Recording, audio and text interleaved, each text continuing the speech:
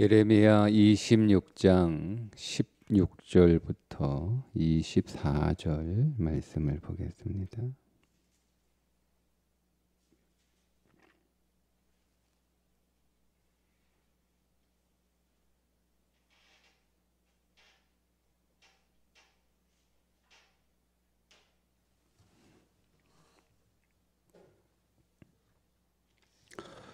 고관들과 모든 백성이 제사장들과 선지자들에게 이르되, 이 사람이 우리 하나님 여호와의 이름으로 우리에게 말하였으니 죽일 만한 이유가 없느니라.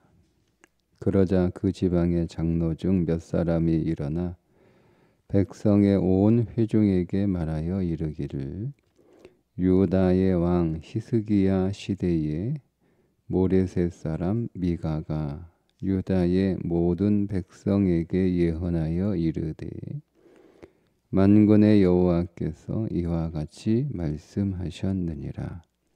시온은 밭같이 경작지가 될 것이며 예루살렘은 돌무더기가 되며 이 성전의 산은 산당의 숲과 같이 되리라 하였으나, 유다의 왕 히스기야와 모든 유다가 그를 죽였느냐?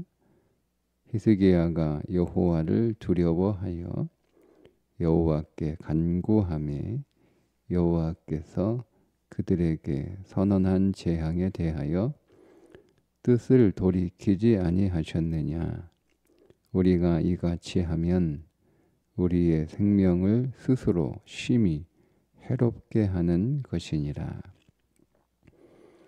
또 여호와의 이름으로 예언한 사람이 있었는데 곧 기럇 여아림 스마야의 아들 우리야라. 그가 예레미야의 모든 말과 같이 이 성과 이 땅에 경고하여 예언하매, 여호야김 왕과 그의 모든 용사와 모든 고관이 그의 말을 듣고서 왕이 그를 죽이려 하매, 우리야가 그 말을 듣고 두려워 애굽으로 도망하여 간지라.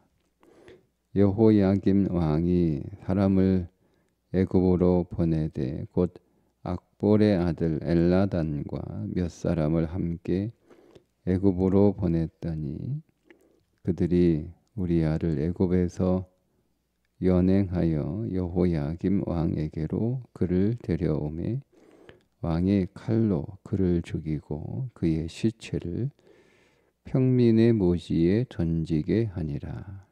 사반의 아들 아히감의 손이 예레미야를 도와주어 그를 백성의 손에 내어주지 아니하여 죽이지 못하게 하니라.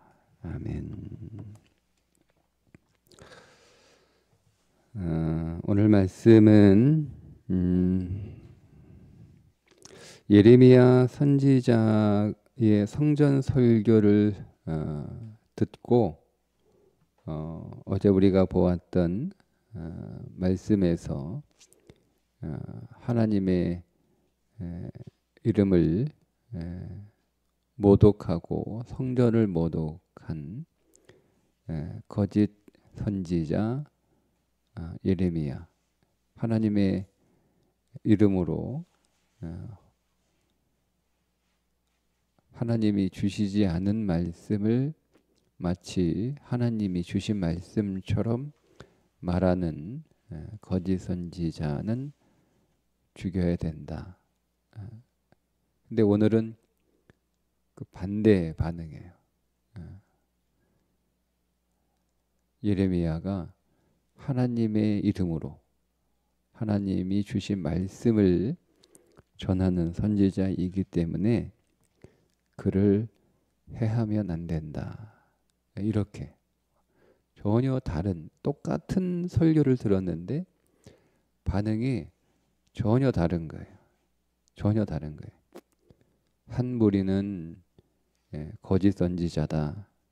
이렇게 반응을 하는 반면에 또 다른 무리들은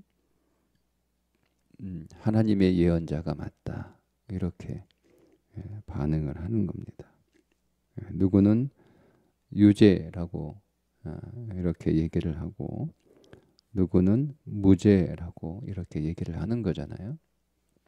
그러니까 똑같은 내용으로 아주 상반된 의견이 나오는 것인데 여러분 우리가 이것을 통해서 우리의 마음 밭이 얼마나 중요한지를 볼 수가 있습니다.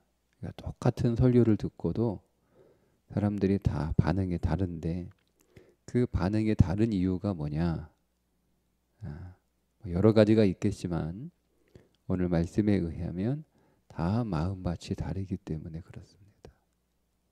하나님이 오늘 우리를 그리스도 안에서 좋은 밭으로 다 바꾸어 주셨음에도 불구하고 그 밭을 어떻게 관리하느냐에 따라 달라지는 거예요. 그러니까 우리가 그리스도를 알기 전에 우리의 마음밭은 다 길가, 돌밭, 가시밭이었어요. 그것을 우리가 바꿀 수 없어요. 우리가 우리 인생을 어떻게 바꿔요? 그런데 우리가 그리스도 안에서 이제 우리 인생의 모든 저주는 다 빠졌으니까 이제는 더 이상 우리 인생의 밭은 나쁜 밭이 아니고 이제는 좋은 밭으로 됐어요. 근데 그 좋은 밭으로 오늘 우리의 인생을 바꾸어 주셨음에도 불구하고 그걸 내가 어떻게 관리하느냐에 따라 또 달라지는 거예요. 그래서 똑같은 설교를 듣는 사람들이 각기 다 그 마음의 상태에 따라서 그 설교를 다 듣는 게 다 달라진다라는 겁니다. 그러니까 설교자도 중요하고 설교자도 진리 안에서 생명을 잘 전해야 되지만 설교자가 아무리 진리 안에서 생명을 잘 전해도 그것을 듣는 사람들의 마음의 밭이 관리된 사람은 그것을 생명으로 잘 받아 취하여 생명의 양식으로 삼지만 그 마음의 그 좋은 밭을 관리하지 못한 사람들은 그것을 생명으로 듣지 못하는 거죠. 생명으로 취하지 못한다라는 겁니다. 따라서 우리 하나님께서 우리에게 예수 그리스도를 통하여 우리의 인생의 밭을 좋은 밭으로 그 출발이 마음이거든요. 그 마음 밭을 이제 새롭게 하여 주셨는데 그것을 내가 잘 관리할 줄 알아야 됩니다. 여러분 우리가 우리 몸은 관리해야 한다는 것을 잘 알죠.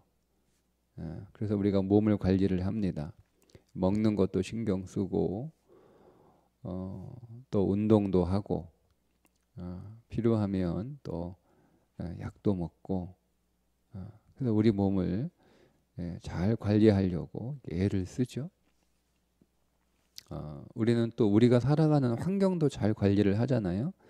우리가 생활하는 집도 잘 관리하고 또 우리가 타고 다니는 자동차도 잘 관리를 하고 또 우리가 생활에서 필요한 여러 가지 제품들이 있죠. 뭐 그런 것들도 우리가 잘 관리를 하잖아요. 잘 관리를 해야 잘 쓸 수 있고 또 오래 쓸 수 있고 고장 없이. 그런데 우리의 몸을 관리하는 것과 또 우리의 어떤 생활의 여러 가지를 관리하는 것보다 더 중요한 게 마음을 관리하는 건데 대개 사람들이 마음은 관리하는 게 아니라 그냥 마음은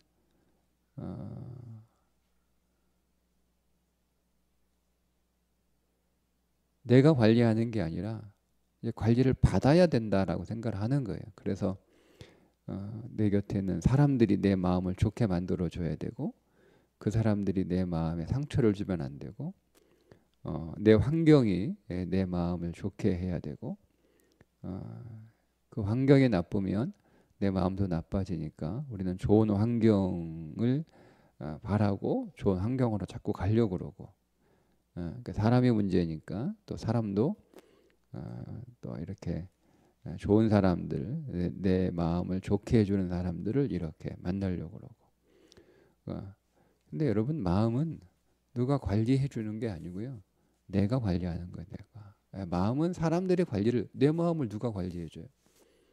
누가? 내 마음을 어디에서 관리해줘요? 아니요, 내 마음은 내가 관리하는 거. 내가 내 주위에 좋은 사람들이 아무리 많아도 내가 내 마음을 관리하면 내 마음은 황폐해질 수 있는 거예요. 내가 아무리 좋은 환경에 살아도 내 마음을 관리하지 않으면 그 좋은 환경이 광야일 수 있는 거예요. 그러니까 내 마음을 내가 잘 관리하는 건데, 마음을 어떻게 관리해야 되느냐? 첫째는 항상 여러분 내 마음을 살펴야 됩니다. 살펴야 됩니다. 예를 들면 우리가 우리 집을 이렇게 관리할 때 쭉 이렇게 늘 살피잖아요. 늘 살피잖아요. 예.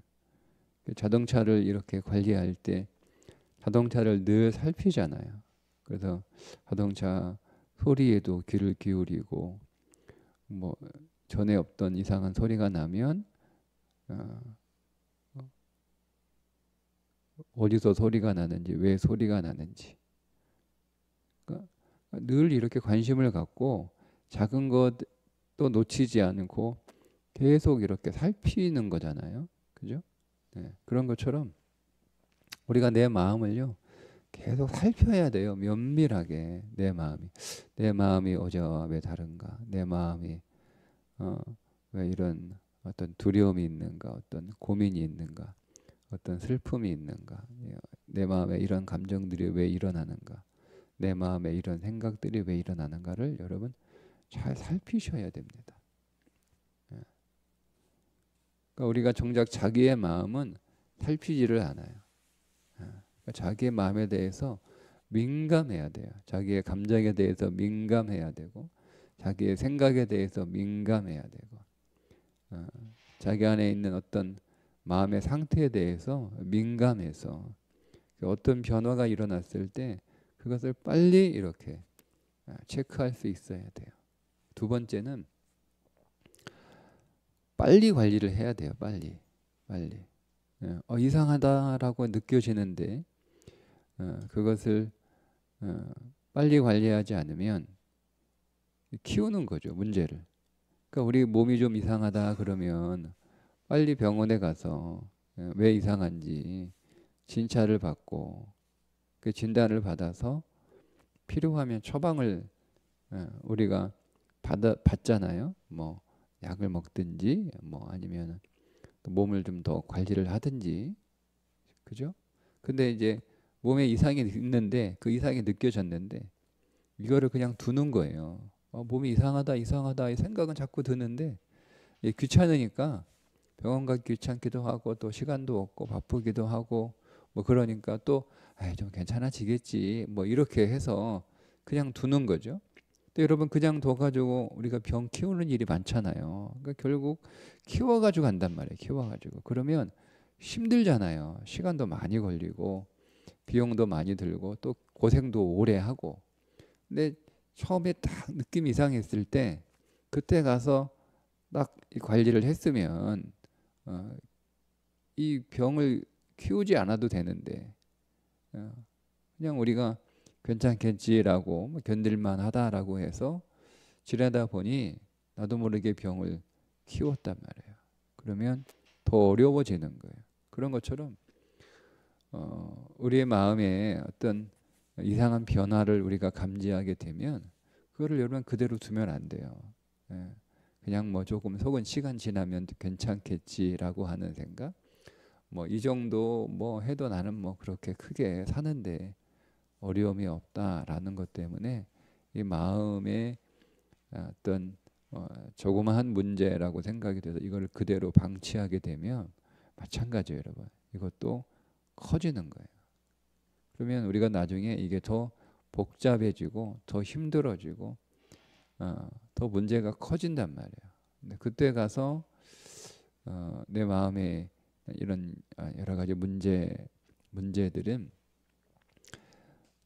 우리 마음 안에서 일어나는 시작되는 문제들은요, 우리 마음 안에서 끝나요. 근데 우리가 이걸 키우잖아요.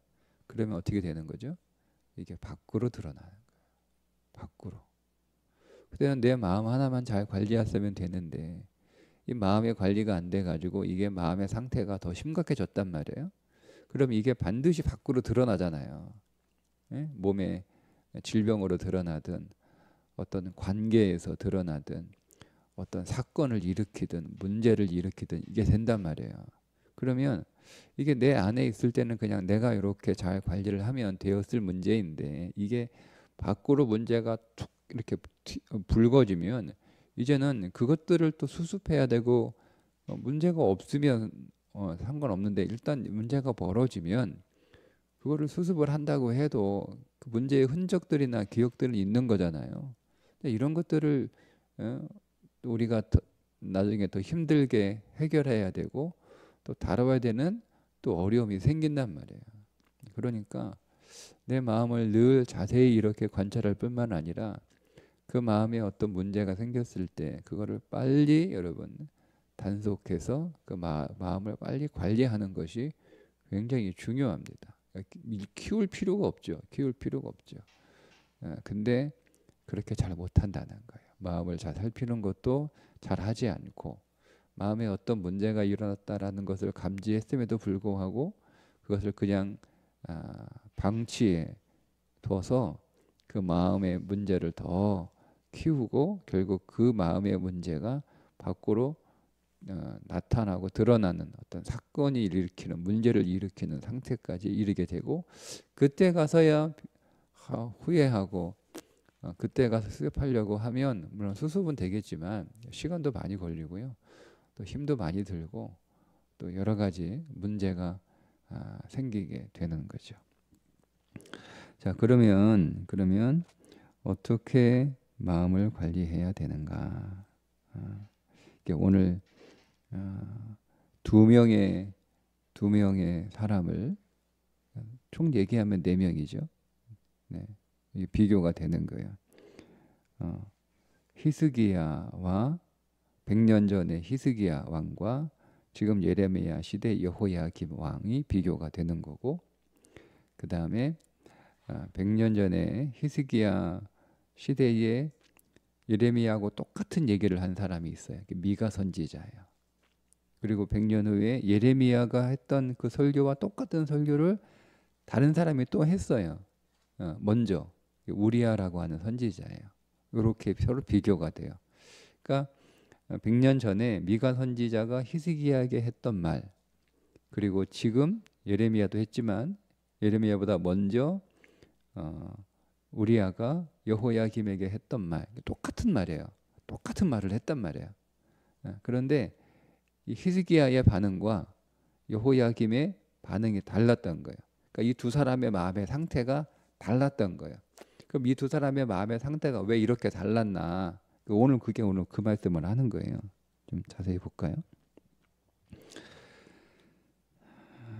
100년 전에 이제 고관들이 예레미야가 거짓 선지자다라고 처벌해야 된다라고 했던 사람들과 달리 오늘 16절에 나오는 고관들은 예레미야가 하나님의 이름으로 예언하는 사람인데 우리가 그 얘기를 듣지도 않고 그를 해하면 우리 큰일 난다. 이렇게 했던 사람들이 이제 예를 들어주는 거예요. 히스기야 시대의 18절 유다 왕 히스기야 시대 100년 전 모르네 사람 미가가 유다의 모든 백성에게 예언하여 이르되 만군의 여호와께서 이와 같이 말씀하셨느니라. 시온은 밭같이 경작지가 될 것이며 예루살렘은 돌무더기가 되며 이 성전에 사는 산당의 숲과 같이 되리라. 똑같은 얘기하는 거야 지금. 예레미야가 했던 설교하고 똑같은 설교예요. 내용이. 근데 히스기야 왕이 그 미가 선지자를 죽였냐? 아니에요. 오히려 하나님을 두려워하고 하나님 앞에 간구하는 믿음의 반응을 보였다는 거예요.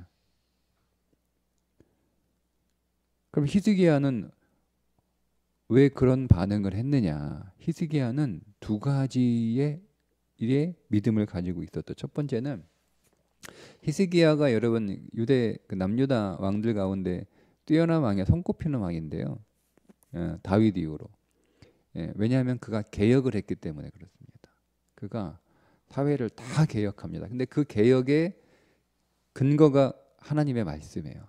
하나님의 말씀과 다른 것들은 다 뜯어 고쳤어요. 다 뭐 성전도 뭐 제사도 회복하고 산당도 뭐 다 때려 부시고 우상 다 때려 부시고 다 바꿔놨어요. 그러니까 히스기야는 말씀의 사람이에요. 말씀과 다른 거, 말씀대로 살지 않는 거, 이거를 다 회복하려고 개혁하려고 애를 썼던 사람이에요. 애를 썼던 사람이에요. 그래서 히스기야는 말씀의 사람이었던 거죠. 두 번째, 히스기야 여러분 뭐로 유명하죠? 기도로 유명하죠. 기도로. 그러니까 죽을 병에 걸렸는데 그 하나님 앞에 눈물로 기도해서 15년 생명 연장을 받았잖아요. 유명한 우리가 히스기야 뭐 다 모르지만 히스기야 그러면 하나님 앞에 눈물로 기도하여 15년 생명 연장을 받은 사람 다 알고 있잖아요. 그러니까 히스기야는 말씀의 사람이고 기도의 사람인 거예요. 기도의 사람인 거예요. 자, 그러면 우리 여호야김 예레미야 동시대 선지자인 우리야가 20절에 보니까 그가 예레미야의 모든 말과 같이 똑같은 얘기하는 거예요. 우리야가 먼저 얘기했어요. 예레미야가 했던 말을 미리 얘기한 거예요. 먼저 이 성과 이 땅에 경고하여 예언했다. 20절에 나오잖아요. 그러니까 여호야김이 이 소리를 듣고 저거 죽여야 된다라고 하니까 우리야가 애굽으로 피신을 합니다. 근데 애굽에까지 사람들을 보내서 그를 잡아와요. 잡아와서 우리야를 죽입니다. 그러면 예레미야는 어떤 사람이었는가? 그의 마음은 어땠는가? 히스기야의 마음 안에는 말씀과 기도로 그 마음이 잘 관리되었던 사람이고요. 여호야김은 첫 번째 우리가 이제 뒤에 36장에 가면 우리가 보게 되는데 하나님이 예레미야에게 말씀을 하세요. 예레미야가 갇혀 있거든요. 갇혀 있는 그 예레미야에게 말씀을 주시니까 예레미야가 바룩을 불러가지고 다시 그에게 얘기해서 두루마리에 쓰게 합니다. 잘 하나님의 말씀을 다 써요. 근데 이게 여호야김의 손에 들어가요. 뭐 어떻게 했겠어요, 여호야김이? 그 불에 태워버려요. 하나님의 말씀이 기록된 두루마기를 불에 태워버려요. 그러니까 여러분 여호야김은 어떤 사람이죠? 말씀이 없는 사람이에요. 말씀이 명백하게 뭐 소문으로 뭐 하나님이 이렇게 말씀하셨어요. 뭐 이게 아니고 기록된 말씀. 그러니까 성경 안 읽는 사람인 거죠. 성경 안 읽어요. 성경 안 읽어요. 성경 그냥 저기 한쪽 구석에 처박아 놓고 먼지만 쌓이고 있고 그냥 폼으로 들고 다니는. 그게 여호야김이에요. 하는 말씀 안 읽어요. 말씀을 안 읽는 사람은 설교를 듣겠어요? 설교 안 들어요. 여러분, 말씀을 안 읽는 사람은 설교가 안 들려요. 설교가 들릴 수가 없어요. 두 번째, 여호야김은요. 여호야김은 누가 왕으로 세웠어요? 아버지가 죽고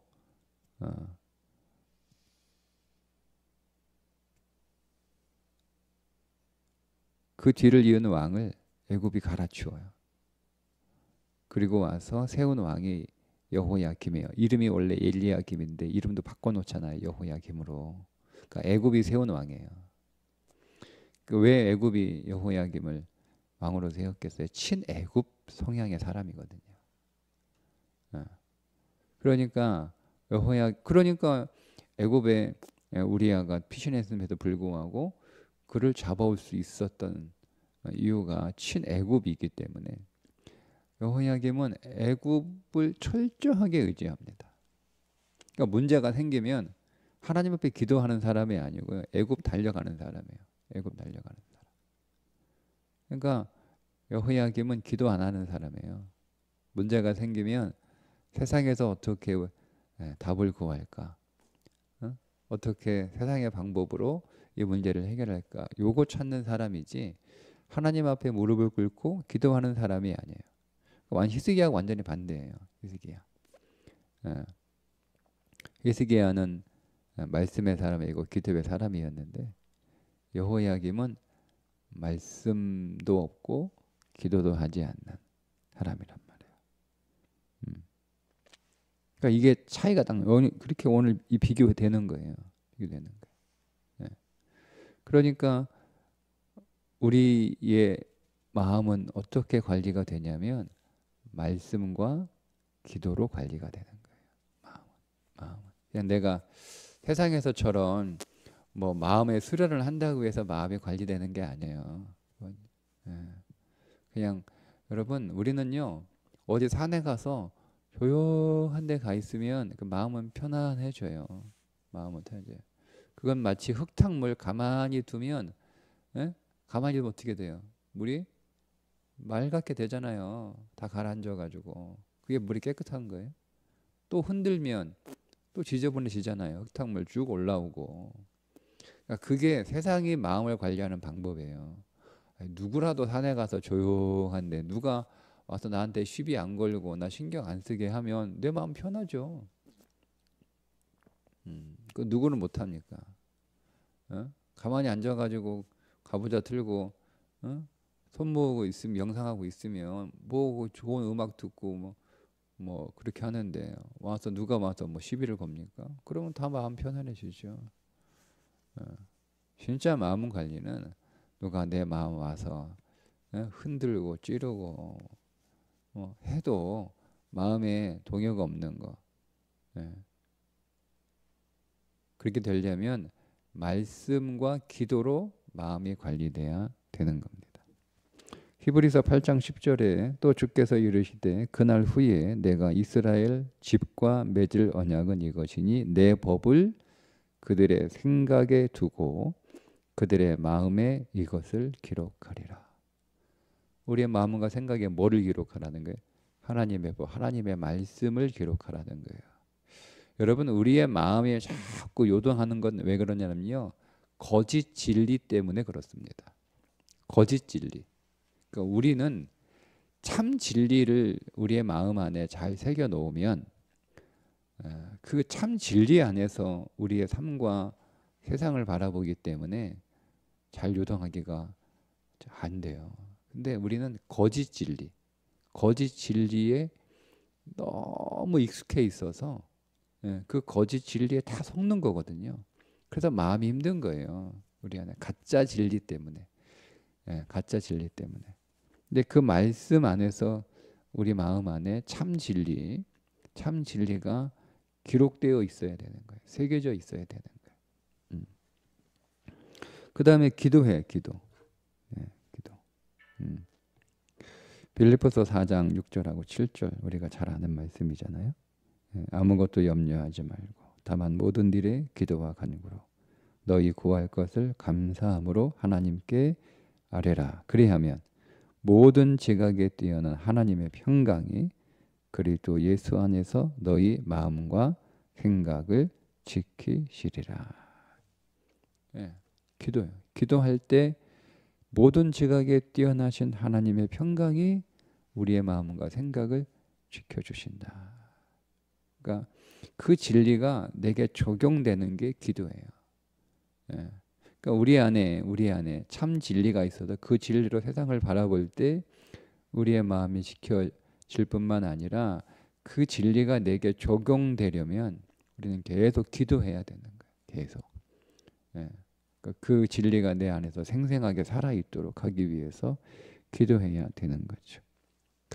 성경은 오늘 우리의 마음에 숨은 사람이 있다 이렇게 가르쳐주고 있습니다.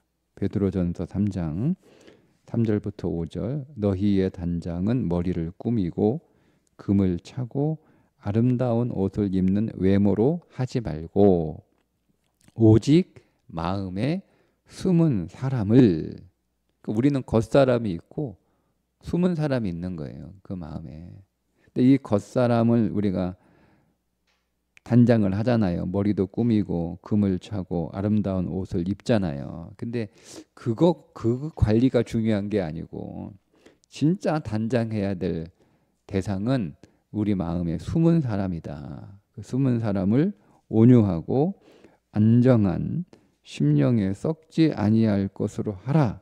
이는 하나님 앞에 값진 것이다. 그러니까 우리의 겉사람을 단장하는 것보다 더 값진 게 우리 안에 있는 속사람, 숨은 사람이니까 잘 못 본다는 뜻이에요. 나 자신조차도. 그래, 그걸 잘 안 본다는 거예요. 우리가 눈에 보이는 겉사람만, 거울을 딱 보면 겉사람만 보이니까 그 겉사람은 잘 우리가 치장하는데 우리 안에는 속사람을 우리가 안 보니까 그거는 뭐 거울을 비춰본다고 내가 이렇게 들여다본다고 보이는 게 아니니까 그래서 숨은 사람인 거예요. 이거를 보는 게 지혜인 거예요. 이게 지혜인 거예요. 이 숨은 사람을 단장하는 게 정말 값진 건데 자 5절에 전에 하나님께 소망을 두었던 거룩한 부녀들도 이와 같이 자기 남편에게 순종함으로 자기를 단장하였다 말씀하고 있습니다. 여기서 성경에서 여자, 아내, 부녀는 다 그리스도의 신부예요. 남편은 신랑이신 그리스도를 가리키고 있어요. 그러니까 우리가 신랑이신 그리스도께 순종함으로 우리의 숨은 사람을 잘 단장할 수 있다는 거예요. 이게 너무너무 값진 거다라는 거죠. 그러니까 이 내 마음 안에 속사람, 이 숨은 사람을 여러분 잘 관리해야 되는 거예요. 잘 관리하게 될 때 오늘 우리의 마음은 모든 지각에 뛰어드는 하나님의 그 평강이 우리의 마음과 생각을 잘 지켜주셔서 요동하지 않는 거죠. 그 마음 안에. 디모데전서 4장 4절과 5절 하나님께서 지으신 모든 것이 선함에 감사함으로 받으면 버릴 것이 없나니 보세요. 하나님의 말씀과 기도로 거룩하여 짐이라. 그러니까 여러분 우리의 삶에 여러 가지 그 일들이 있잖아요. 여러 사람도 있고 여러 사건도 있고 여러 가지 형편이 있잖아요. 근데 우리가 이것들을 때로는 좋다, 때로는 나쁘다 이렇게 우리가 판단해서 받아들이잖아요. 근데 그 모든 것들이 다 좋은 사람만 있고 좋은 것만 있고 좋은 환경만 있으면 얼마나 좋습니까? 그런데 그렇지 않잖아요. 안 좋은 사람도 있고 내가 싫은 사람도 있고 내가 불편한 사람도 있고 또 내가 싫은 나를 힘들게 하는 상황도 있고 어려운 상황도 있고 있잖아요. 근데 이런 것들을 뭐 자꾸 내가 바꾸고 고치려고 뭐 이렇게 하면 너무 힘든 거예요. 근데 이 모든 것들을 다 좋게 만드는 방법이 있어요. 그게 제가 지금 방금 읽어드린 디모데전서 4장 4절과 5절의 말씀에 하나님이 지으신 모든 것이 다 선하다는 거예요. 다 선하다. 다 하나님의 뜻이 있다는 거예요. 그러니까 내가 보기에는 나쁘지만 그 나쁜 사람이 내 인생 안에 있는 이유는 하나님의 어떤 뜻이 반드시 있다는 거죠. 하나님의 뜻이. 내가 처한 이 상황이 나를 힘들게 하고 나를 어렵게 하지만 그래서 나는 그 상황 때문에 고생을 하고 있지만 하나님의 뜻이 반드시 있다는 거예요. 그러니까 이거를 감사함으로 받으면 버릴 게 없다는 거예요. 감사함으로. 근데 이 감사함으로 어떻게 받아요? 뒤에 말씀하잖아요. 하나님의 말씀과 기도로 거룩하여 짐이라. 하나님의 말씀과 기도로 이것들을 감사하게 받을 수 있게 되는 거죠. 왜? 참 진리 안에서 이걸 보는 거고 그 진리를 내게 적용하고 그거를 적용할 수 있도록 기도하고 힘을 달라. 이렇게 우리가 구하니까 이거를 내가 보면 여기에 분명히 하나님의 뜻이 있다고 말씀하잖아요. 진리가. 그러면 그거를 내가 거기에 순종해야 되니까 근데 기도해야 되는 거예요. 순종할 힘이 없으니까 나한테는. 그래서 기도해요. 그러면 버릴 것이 없는 거예요.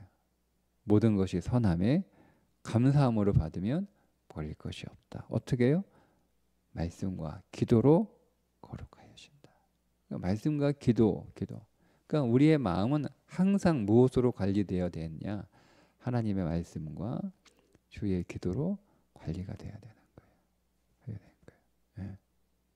그때 오늘 우리의 마음의 밭을 좋은 밭으로 잘 주셨는데 그 주신 그 밭대로 잘 관리가 되는 거죠. 잘 관리가 되면은요. 오늘 우리는 히스기야처럼 하나님의 말씀이 내게 떨어졌을 때 우리가 그 앞에서 믿음의 반응과 믿음의 태도를 갖게 되므로 어떻게 되는 거예요? 좋은 열매를 맺고 풍성한 열매를 맺는 삶이 된다는 겁니다. 오늘도 오늘 우리 하루의 삶을 하나님의 말씀과 주의 기도로 잘 여러분 관리하셔서 하나님이 우리 마음의 밭을 좋은 밭 되게 해주셨는데 그거 잘 관리되는 하루가 되기를 주님의 이름으로 축복합니다. 기도하겠습니다. 하나님, 십자가에서 오늘 우리를 위하여 죽으심으로 우리의 길가와 돌밭과 가시밭과 같은 마음을 좋은 밭으로 바꾸어 주셔서 감사합니다. 이제 내가 이 마음의 밭을 잘 유지할 수 있도록 주의 말씀과 기도로 잘 관리하는 자가 되게 해 주셔서 우리의 마음이 항상 좋은 열매를 맺는 좋은 땅이 되게 하여 주옵소서. 예수님의 이름으로 기도합니다. 아멘.